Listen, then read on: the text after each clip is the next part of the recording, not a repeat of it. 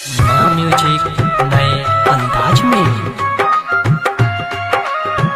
दूर कर देला हमर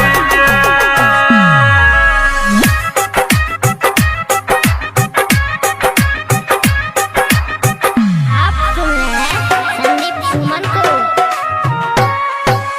रात के नींद नहीं आबै छै, याद पगली के सताबै छै। हो, रात के नींद नहीं आबै छै, याद पगली के सताबै छै। छुटले जब से साथ रे भेलै ने मुलाकात रे, दिल साजा केहन भगवान दूर कर देला हमर जान। दिल साजा केहन भगवान दूर कर देला हमर जान। म्यूजिक नए अंदाज में डीजे मुन्नारा झिटके बाजार मधुबनी।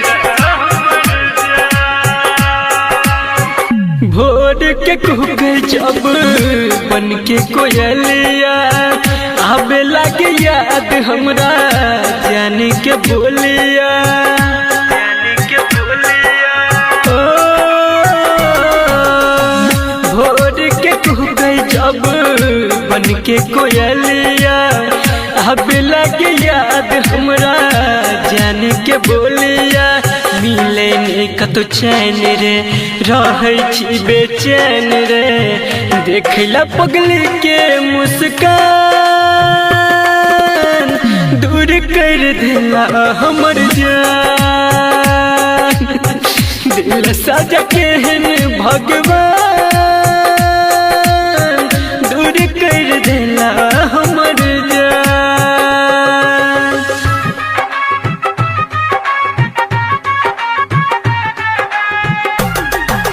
डीजे मुन्नारा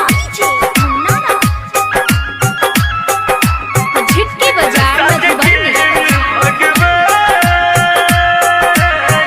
केने रहे वादा कहियो छोड़ के न जाइबे, जब तक जीबै साथ संगे बिताइबे। हाँ, केने रहे वादा कहियो छोड़ के न जाइबे, जब तक जीबै साथ संगे बिताइबे। बुझले ने ई प्यार के रीत कहै छै सुनील संदीप, बीकेसी के टूटले अरमान दूर कर देला हमर जान। दिल साजा केहन भगवान दूर कर देला